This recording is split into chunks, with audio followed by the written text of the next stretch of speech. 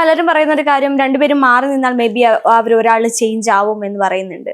May be ഇപ്പൊ അതില് big boss out ആവുകയാണ്, കുറച്ച് ദിവസം നൂറ് ഒറ്റയ്ക്ക് നിൽക്കുകയാണ്, അല്ലെങ്കിൽ വേറൊരാള് നൂറായിട്ട് അടുപ്പം കാണിക്കുകയാണ് എന്നുണ്ടെങ്കിൽ അവരുടെ മൈൻഡ് തീർച്ചയായും ചേഞ്ച് ആവും എന്ന് പറയുന്നതിൽ എന്തെങ്കിലും സത്യമുണ്ടോ? ഹെട്രോസെക്ഷൽസ് ആയിട്ടുള്ള ആളുകൾ രണ്ടുപേര് അവരെ അതിൽ നിന്ന് പിരിക്കാൻ വേണ്ടി നിങ്ങൾ രണ്ടുപേരെ മാറ്റി നിർത്തിയാൽ എങ്ങനെയാണോ ആ ഒരു നോൺ കമ്മ്യൂണിക്കേഷൻ അവരുടെ ബന്ധത്തിൽ നിന്ന് അകറ്റുന്നത്, സമാനമായ രീതിയിൽ അകലാനുള്ള സാധ്യത എല്ലാ ബന്ധത്തിലുണ്ട്, ഈ ബന്ധത്തിലുണ്ട്.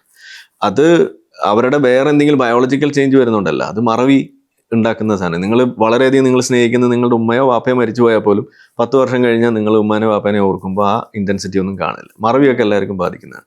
അപ്പം അതിൻ്റെ പേരിലുള്ള അകൽച്ചയും ബയോളജിക്കലി നിങ്ങൾ കാണിക്കുന്ന ഹോമോസെക്ഷുവാലിറ്റി എന്ന് പറയുന്ന ആ ട്രേറ്റിലുണ്ടാകുന്ന ചേഞ്ച് രണ്ടാണ്. അത് രണ്ടും കൂടി ഈ ഒരു എക്സ്പെരിമെന്റ് വെച്ചിട്ട് തെളിയിക്കാന്നൊക്കെയാണ് നിങ്ങൾ വിചാരിക്കണമെന്നുണ്ടെങ്കിൽ നടക്കാമായിരിക്കും. എപ്പോഴാന്ന് പറഞ്ഞാൽ ഇവർ ബൈസെക്ഷൽ ആണെന്നുണ്ടെങ്കിൽ ചിലപ്പോൾ അങ്ങനെ നടക്കും. പക്ഷെ അവരിപ്പോൾ ഏതായാലും ഇങ്ങനെ ഒരു ചോയ്സ് എടുത്ത് മുന്നോട്ട് പോകുന്ന ആളുകളാണ്.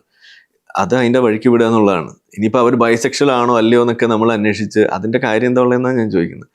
ഇനി ആണെങ്കിൽ തന്നെ അതും അവരുടെ ചോയ്സ് തന്നെയാണ്.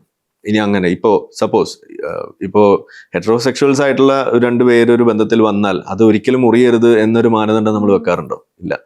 ഹോമോസെക്ഷൽസ് ആയിട്ടുള്ള ആളുകൾക്കും അങ്ങനെ ഒരു മാനദണ്ഡം നമ്മൾ കൽപ്പിച്ചു കൊടുക്കേണ്ട കാര്യം എന്താ ഉള്ളത്? അവരൊരിക്കലും മുറിയാൻ പാടില്ല എന്ന് വെക്കേണ്ട കാര്യമില്ല. അപ്പോൾ അതാ ഞാൻ പറയുന്നത്.